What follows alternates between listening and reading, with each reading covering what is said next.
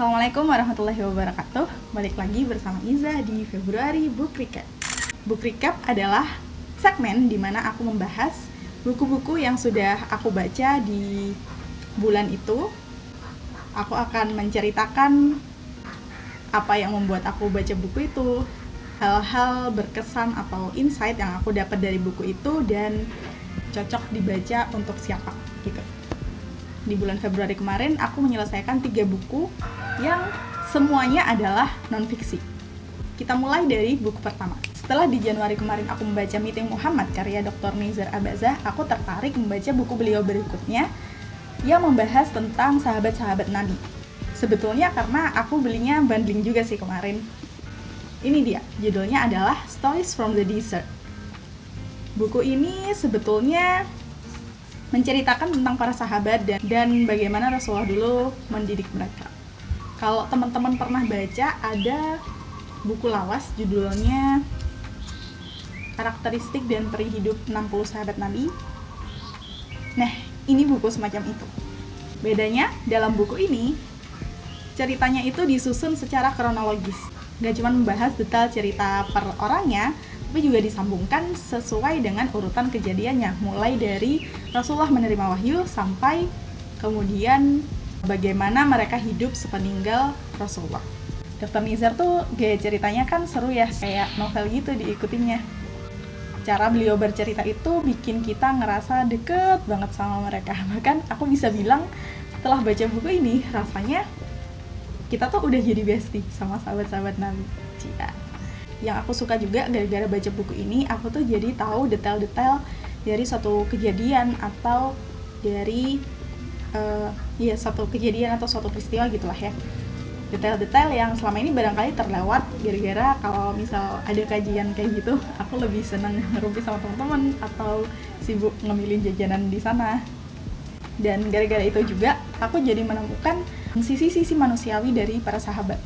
Karena kayak selama ini kalau diceritain tentang orang-orang solih, tentang sahabat-sahabat Nabi, tentang nabi-nabi gitu, itu tuh rasanya jauh banget dari diri kita, dari diri aku sih mungkin. Tapi begitu kita tahu detail ceritanya, cerita utuhnya, akhirnya muncul nih celotekan kayak, oh ada juga ya ternyata kesamaan kita gitu. Berasa kayak dapet angin segar gitu loh. Ternyata masih ada harapan untuk diriku yang biasa-biasa ini gitu. Akhirnya aku jadi mikir, jangan-jangan selama ini aku mikir gitu karena emang kurang baca aja tentang sosok-sosok itu. Buku ini aku rekomendasikan buat kalian semua muslim, apalagi anak-anak muda yang sukanya tuh belajar dari apa ya, kalau kataku buat kalian yang suka belajar sejarah dari sisi-sisi yang personal gitu. Jadi bacanya tuh bikin kita ngerasa deket, kebayang gitu dulunya sahabat-sahabat tuh kayak apa sih orangnya. Buat kalian yang mungkin selama ini pengen baca nih tentang sosok-sosok teladan tapi jiper duluan, ini kan dari covernya aja udah newbie friendly, isinya juga kayak enak banget diikutinya. Buku kedua aku bacanya sebetulnya gara-gara penugasan, judulnya Aisyah radhiyallahu an. Ini dari serial yang sama kayak dulu aku pernah cerita tentang buku Khadijah. Nah, itu dari serial yang sama, jadi memang dia tipis, cuman 50 halaman, tapi sudah mengcover semua cerita tentang Aisyah yang bahkan mungkin kita jarang tahu ya. Kayak misal dari buku ini aku baru tahu kalau ternyata Aisyah itu sosok yang gak begitu jago masak gitu. Bahkan pernah suatu hari gitu ya, dia tuh lagi bikin adonan terus ketiduran, bisa-bisanya ya kan ketiduran. Nah, waktu ketiduran itu kan posisinya dalam rumah ya, dalam dapur kali ya, pokoknya dalam rumah lah. Tiba-tiba ada sekawanan domba yang masuk dan memakan adonannya itu. Jadi bangun lah, si dombanya udah makan adonan yang dia bikin gitu. Kebayang gak sih betapa paniknya gitu. Lagi-lagi ya, emang aku suka ini sih, suka nyari sisi-sisi manusiawi gitu sih kalau misal baca-baca tentang sosok-sosok yang penuh keteladanan itu. Karena dari situ akhirnya aku belajar bahwa oh ternyata kita itu nggak perlu nunggu jadi sempurna dulu loh untuk mempersembahkan kontribusi yang sempurna untuk Islam gitu. Kayak Aisyah, barangkali kelebihan beliau bukan di bidang masak-memasak gitu, dan itu nggak apa-apa. Kalau Aisyah tuh kan paling banyak dikenal kontribusinya dalam bidang hadis ya, tapi di bidang-bidang ilmu yang lain beliau juga excellent loh. Kayak misal dia menguasai syair, fikih, akidah, syariah, sejarah bangsa Arab, sampai pengobatan. Wih, lengkap banget kan? Dan yang paling bikin emes adalah gimana setelah Rasulullah meninggal, Aisyah itu sebetulnya sah-sah saja kan kalau beliau itu memilih untuk ya udah beribadah sendiri aja di rumah, nggak usah berinteraksi sama masyarakat yang lain gitu.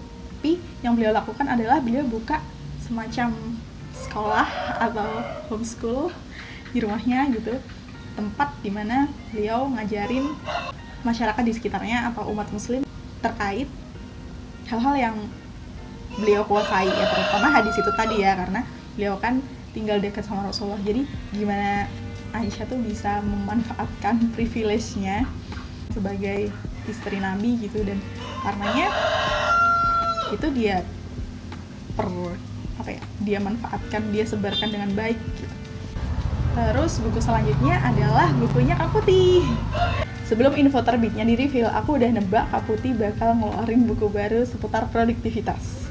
Karena aku sempat memperhatikan gitu ya, pada satu waktu Kak Putih tuh sempat baca-baca buku tentang produktivitas gitu deh. Menurutku aneh ya, karena kayak Kak Putih tuh kurang produktif apa lagi sih, ngapain baca buku beginian. Jadi begitu aku tahu Kak Putih baca topik-topik tersebut, aku yakin oh ini pasti buat riset deh gitu. Sotoy banget, tapi ternyata bener kan Kak.